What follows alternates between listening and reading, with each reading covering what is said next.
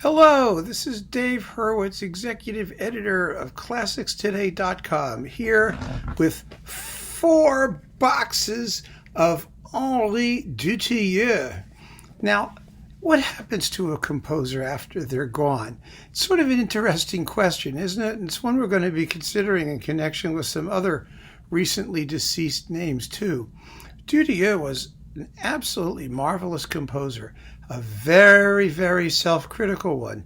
His output was extremely limited.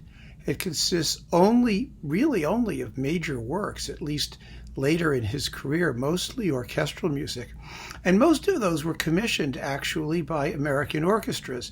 In fact, when we invited him down to receive a Living Composer sort of Lifetime Achievement Award at the Cannes Classical Awards around 2005, one of the first things he said was how much it meant to him that he would be receiving some appreciation in France, because he was never a member of the French musical establishment, in the sense that he was not a serialist. He was not one of the Boulez crew. He was not one of the Messiaen crew. He was his own voice.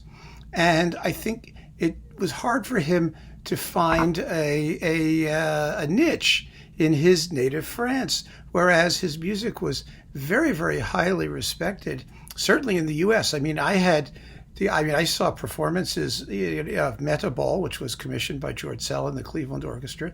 I saw the premieres of the large orchestra versions of Mystère de l'Instant, of L'Arbre des Songes. I saw Timbres, Espace, Mouvement, conducted by Rostropovich, who commissioned that for, I believe it was the National Symphony in Washington. And then the last piece, the last major work of his, The Shadows of Time, that was a Boston commission. I saw the New York premiere of that.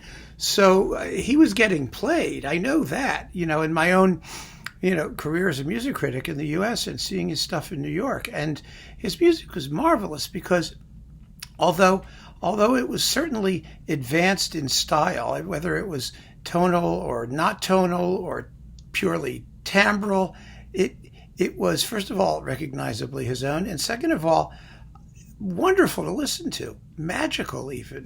His handling of the orchestra was absolutely magnificent. And as a person, I can only say personally, because, having met him a couple of times, it was one of the nicest people you'll ever meet in your life.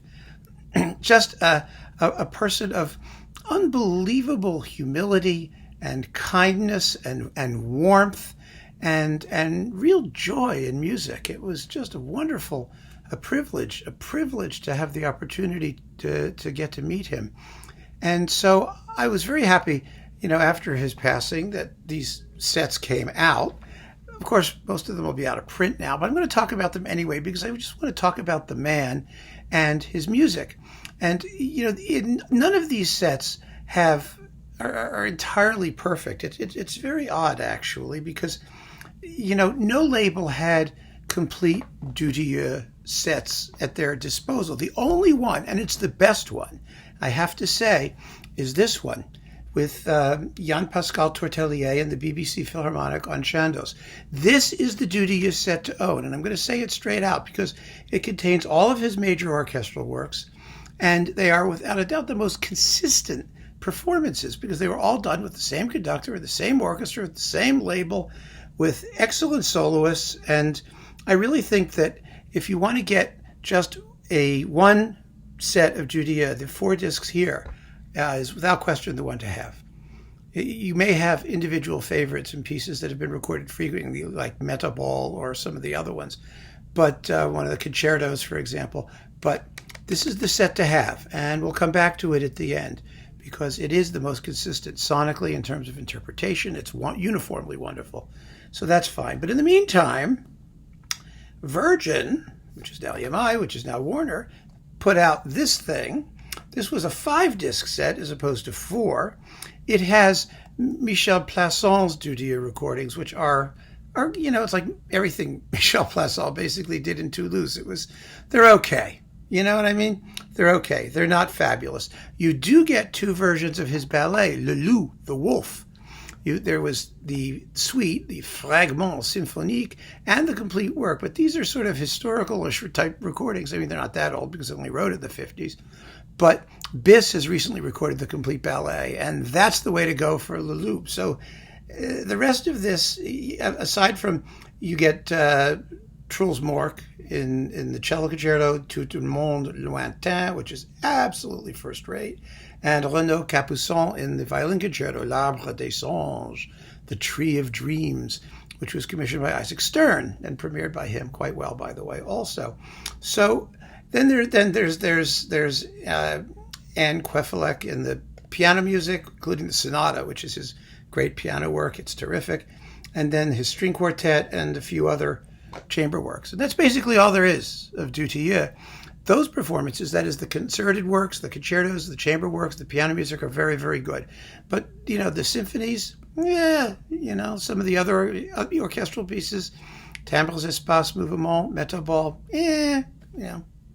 So much for the Virgin box.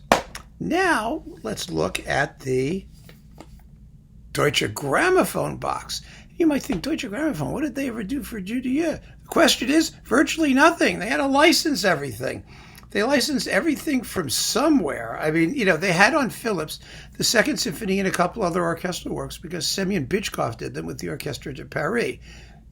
It's okay. But quite frankly, I mean, this has the most number of discs, 6, and it does contain a lot of his chamber works and other things. But I got to be honest with you, I don't know if this is still available. I doubt it's still available. I wouldn't waste my time with it. So forget Deutsche Grammophon, forget Virgin. However, certainly worth considering if it's still available is the Arado set. First of all, you get the first 2 symphonies very well done by Daniel Barenboim. And one of the things that was a problem with this initially is that, the first movement of the first symphony is a passacaglia. It's wonderful. It goes bum, bum, bum, bum, bum, bum, bum, bum, bum, bum, bum, bum, bum, bum. Never mind. It's probably the only time you're going to hear someone try and hum the passacaglia theme from Dutilleux's first symphony. Anyway, they left out, they edited out the first initial presentation of the passacaglia theme and the double basses in the original issue of that recording, but it's back. They fixed it for this release. Now this has some wonderful, wonderful performances, and the nice thing that is that it doesn't have all of the orchestral music, but you do get, let's see, Mystère de l'Instant, Metabol, Timbres, Espace, Mouvement, Les Citations, the 2 symphonies, including, the second symphony is Le Double, because it has a chamber orchestra opposed to a big orchestra. There's such wonderful pieces, so much invention and creativity. And he liked the sound of the harpsichord and the cymbalum, and he uses it in a lot of his orchestral pieces. It's quite wonderful. It's one of the characteristics of his orchestral style. But you do get the piano sonata performed by Dutilleux's wife, Geneviève Joy, or Genevieve Joy, depending on how you want to pronounce it. And that's really nice to have.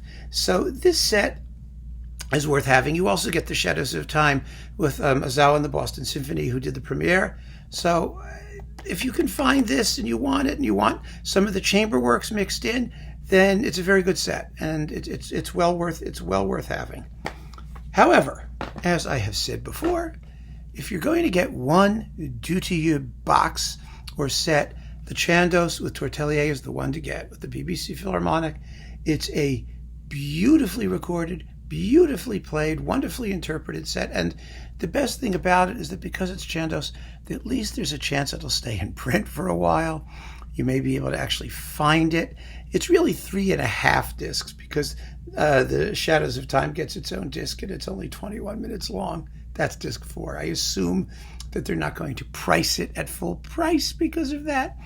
But, you really do owe it to yourself to hear Dutilleux's music if you haven't yet. Like I said, there's not much of it. He was enormously self-critical. He worked on pieces for years and years and years. He was a very slow worker. Sometimes he went back and slightly revised things a little bit. Timbres, Espace, Mouvement, for example, acquired an interlude. He did 2 versions of Mystère de l'Instant for chamber forces because Paul Zacher commissioned it, and larger forces. But however you slice it, this is music of of great poetry and tremendous atmosphere and depth of feeling. And it's unquestionably something that justifies your keeping on listening. Henri Dutilleux. Go for it, my friends. Thank you.